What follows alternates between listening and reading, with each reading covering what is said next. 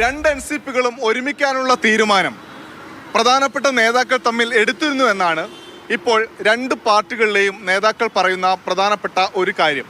ഫെബ്രുവരി 8-ാം തീയതി ലയന പ്രഖ്യാപനം നടത്താനുള്ള തീരുമാനമായിരുന്നു ശരത് പവാറിൻ്റെ വീട്ടിൽ ചേർന്ന പ്രധാനപ്പെട്ട യോഗത്തിൽ എടുത്തിരുന്നത്. എന്നാൽ അജിത് പവാറിൻ്റെ വിയോഗം വലിയ ഒരു ശൂന്യത സൃഷ്ടിച്ചിരിക്കുകയാണ്. ഇനി ഈ ലയന ചർച്ചകൾ എങ്ങനെ മുന്നോട്ട് പോകും എന്ന സംശയം ബാക്കിയാവുന്നു. 41 MLA-മാരുണ്ട് NCP പക്ഷത്ത്. അതുകൊണ്ട് തന്നെ ഇപ്പോഴത്തെ സാഹചര്യം ഗൗരവത്തോടു കൂടിയാണ് BJP കാണുന്നത്. അതുകൊണ്ട് അവരൊരു ഫോർമുല മുന്നോട്ട് വെക്കുന്നു. ഉപമുഖ്യമന്ത്രിയായി അജിത് പവാറിൻ്റെ ഭാര്യ സുനേത പവാറിനെ പരിഗണിക്കണം എന്ന് BJP ആഗ്രഹിക്കുന്നുണ്ട്. പാർട്ടിയുടെ പ്രസിഡന്റായി പ്രഫുൽ പട്ടേൽ വരണമെന്നും BJP ആഗ്രഹിക്കുന്നു. അതിനനുസരിച്ച തീരുമാനങ്ങളുമായി അതിനനുസരിച്ച ചർച്ചകളുമായി BJP മുന്നോട്ട് പോവുകയാണ്. ഏതാണ്ട് 2 ആഴ്ചക്കുള്ളിൽ തന്നെ ഈ തീരുമാനം വരും എന്നാണ് രാഷ്ട്രീയ കേന്ദ്രങ്ങൾ പ്രതീക്ഷിക്കുന്നത്.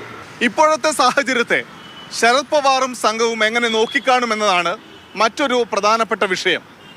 40 MLA-മാരും BJP പക്ഷത്തേക്ക് പോകാതിരിക്കാൻ സജീവ ഇടപെടൽ ഉണ്ടാവണം എന്ന് ശരത് പവാർ പക്ഷത്തെ പ്രധാനപ്പെട്ട നേതാക്കൾ ആഗ്രഹിക്കുന്നു. മാത്രവുമല്ല, ലയന ചർച്ചകൾ മുന്നോട്ട് കൊണ്ടുപോകണം. അങ്ങനെയെങ്കിൽ പാർട്ടിയുടെ നേതൃത്വം ആർക്കായിരിക്കും, ഉപമുഖ്യമന്ത്രിയായി ആര് വരും തുടങ്ങിയിട്ടുള്ള വിഷയങ്ങൾ വേറെയുമുണ്ട്. എന്തായാലും ശരത് പവാർ ഈ വിഷയത്തിൽ എന്ത് നിലപാട് സ്വീകരിക്കുമെന്നത് മഹാരാഷ്ട്രയിലെ രാഷ്ട്രീയ കേന്ദ്രങ്ങൾ ഉറ്റുനോക്കുന്നു.